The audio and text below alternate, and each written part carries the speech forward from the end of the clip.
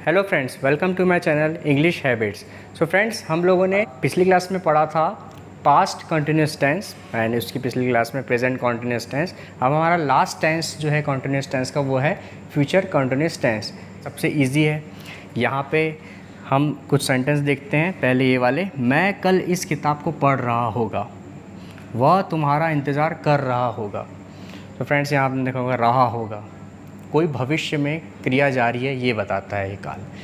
Present continuous में था कि वो जो चल रहा है ये हो रहा है वो हो रहा है, जो अभी चल रहा है उसे प्रेजेंट कॉन्टिन्यूस में थे, अपूर्ण काल में हम लोग बोलते थे।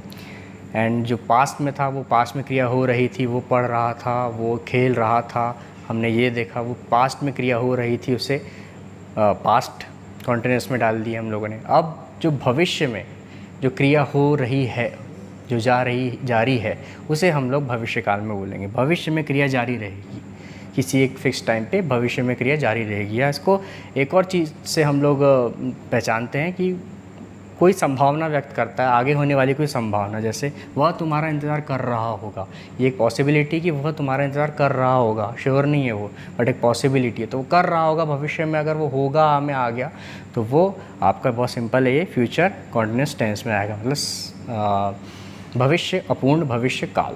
सो फ्रेंड्स, फटाफट से इसकी पहचान देख लेते हैं। पहचान बहुत इजी है।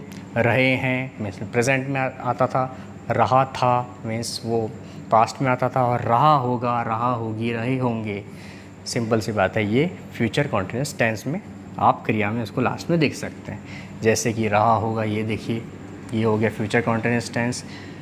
रहा होगा फ्यूचर, आखिरी में रहा होगा, इसकी पहचान है। रहा होगा, रहे होंगे, जो भी है इसकी पहचान है क्रिया सेंटेंस के आखिरी में। ये सेंटेंस अगर ये शब्द लगे तो समझ लीजिए फ्यूचर कॉन्टिन्यूस। इसमें समय वेस्ट नहीं करते क्योंकि बहुत इजी है ये।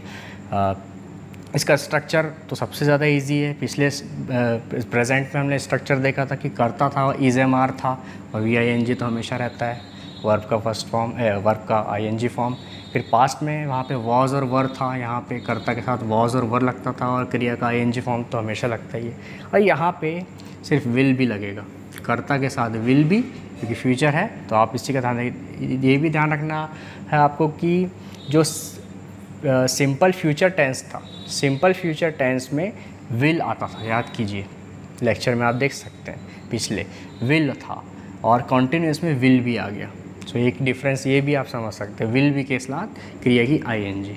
सो फ्यूचर टेंस में हमेशा विल जैसे जो वर्ब है वो आते हैं।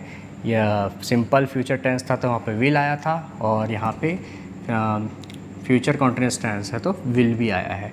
लेकिन वहाँ पे ऐसा होता था कि वहाँ पे वर्ब का फर्स्ट फॉर्म लगता था, और यहाँ पे जो क्योंकि कंटिन्यूस में है इसलिए क्रिया का आई एन जी फॉर्म लगेगा। ये आप करते करते खुद ही सीख जाएंगे। अब चलिए देखते हैं हम इसकी रचना को थोड़े एग्जाम्पल के साथ। वह आ रहा होगा।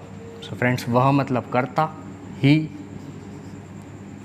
के साथ विल भी हमेशा हम लगाएंगे। फ्यूचर टेंस बहुत इजी होता है, ही विल भी। आ रहा होगा, कम, और कम तो हम कभी कंटिन्यूस के साथ हमेशा क्रिया का आई एन जी फॉर्म लगाते हैं, तो कम ना लगा के कम इंक I N G, he will be coming. आ रहा, वह आ रहा होगा, ये भी एक नया सेंटेंस बन गया। देखिए किस तरीके से सही ग्रामर करके हम सेंटेंस फ्रेम कर लेते हैं स्ट्रक्चर के थ्रू। सेकंड देखते हैं, वह मतलब ही, और वर्ब जो है विल भी तो आएगा ही आएगा, मैं पहले जोड़ देता हूँ बिना सोचे समझे। ही विल बी, एंड पढ़ाई कर रहा होगा, ये क्रिया है, पढ़ाई कर रहा है वो, पढ़ाई कर स्टडी बोलते हैं, और आई एन जी लगा दीजिए आप, क्योंकि ये कंटिन्यूस टेंस है। और कंटिन्यूस कोई भी कंटिन्यूस टेंस है, रहा होगा, रहा था, रहा है, ऐसे वाले जो भी है, रहा थे, जो भी है आपका वी आई एन जी लगेगा ही, वो चाहे प्रेजेंट हो, पास्ट हो, चाहे फ्यूचर हो। बार बार बोल के बता रहा हूँ आपको ताकि याद हो जाए यहीं। सो ही विल बी स्टडिंग, वह पढ़ाई कर रहा होगा। फिर देखते हैं, बच्चे खेल रहे होंगे। बच्चे को क्या बोलते हैं, करता है, चिल्ड्रन